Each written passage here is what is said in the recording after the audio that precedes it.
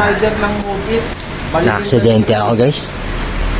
Bali Bali, daliri ko. Madilim kasi dito eh. Pag Oh, nakasalubong ko lang, ano na siya eh. muulan pa.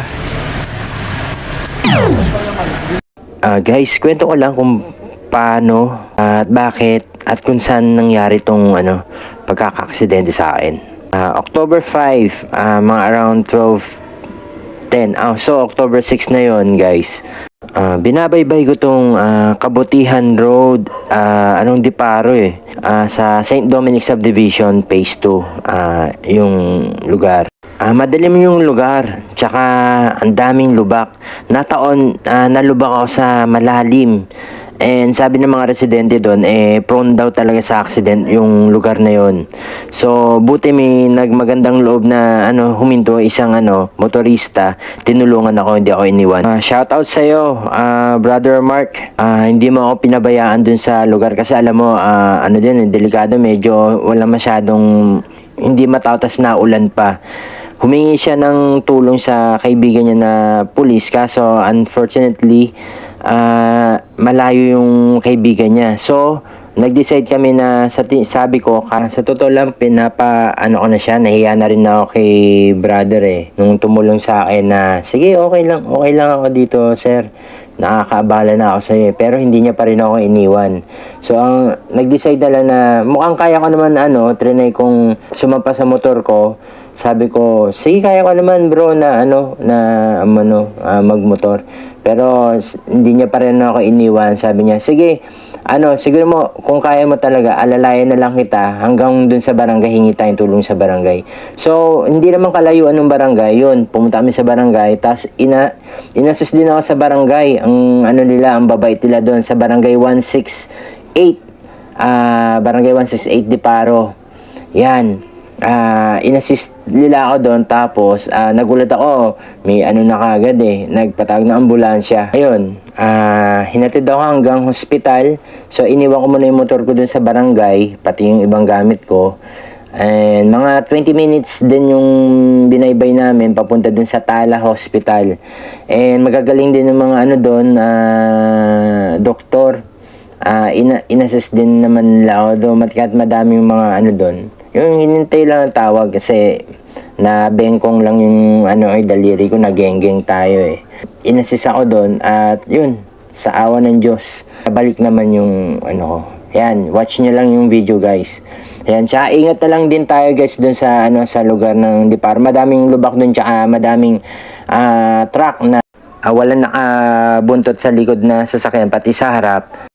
Walang pa salubong sa sa kabilang kalsada. Yun, at tinayo ako doon ni brother, tas gumilid kami para kahit paano makaiwas kami sa ulan. Kaya guys, ingat na lang talaga lagi sa daan, hindi to inaasahan na mangyari. Nagpasunduron na rin ako sa utol ko, pinadala ko yung sasakyan.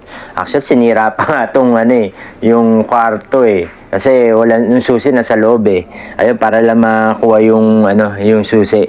Nandoon pala ako sa hospital.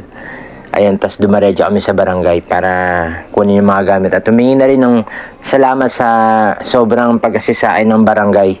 Shoutout sa barangay 168 talaga sa Diparo. Grabe kayo. Ang galing ng chairman nyo dyan, pati yung sa North Caloocan, kay Mayor Malapitan. Talagang serbisyong talaga. Serbisyong totoo. Ayun guys. Watch nyo to guys. Guys, dito na sa ambulansya. Ayan. Papunta kayo sa hospital. Ito lang naman yung sa daliri. Geng-geng. Ayun lang. Madalas guys, dito na sa may x-ray. Ayun kamay ko. Nageng-geng. Dislocated.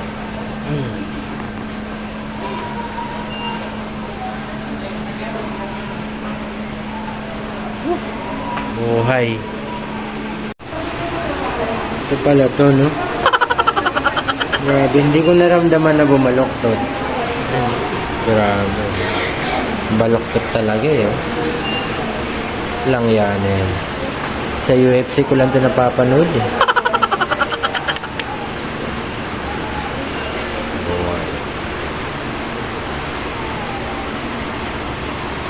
Guys, okay na guys, oh.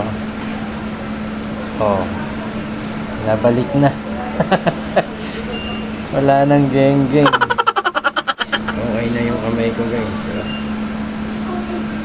Tara. Trabaho ulit tayo, right? Ang daming bayarin.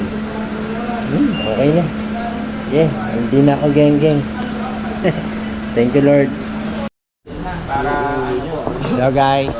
Guys, dito ako sa barangay Barangay 168 Deparo, Zone 15, District 1. Sila kuya yung nag-assist sa akin dito. Ayan nabalik na yung geng-geng kong daliri. Maraming salamat sa kanila. Ang babait. Talagang inano pa ako eh. Nag-ano sila ng ambulansya. Temo daliri lang yung naano sa akin, pero pinambulansya palila ako papunta dun sa hospital. Grabe yung assistance sila dito. Shoutout po sa kay Mayor Malapitan dito sa mga niyo po. Kapitan Rosario po. Kapitan Crazy de Rosario. Kapitan po? Crazy de Rosario po. Ayan. Maraming salamat po dito sa barangay po. Ayan. Salamat po. Bye. Hello guys. Ngayon nakasasakyan ako. Nagmotor si Smith. Sinatid niya ako sinundo niya ako din sa ospital. Tapos pumunta kami sa barangay para kunin naman yung motor. So ngayon nakasasakyan ako. Nakamove it pa nga ako. Ito na yung daliri ko. So guys, drive mo na ako.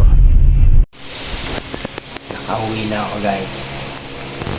Ayan, pahinga na lang muna ako ngayon. Umuulan din naman eh. Gusto ko pa saan bumaya, kaso paano makakabiyahe ng ganito, diba? Ayan, ingat na lang next time. Gang gang.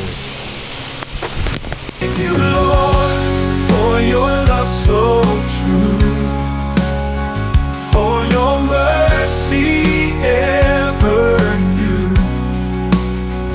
In my heart, a grateful song. Thank you, Lord, all day long, all day long. Every blessing, every grace, I see your hand, I seek your face. With a heart of gratitude, thank you, Lord, for all you do. Thank you, Lord, for your love so true, for your mercy ever new.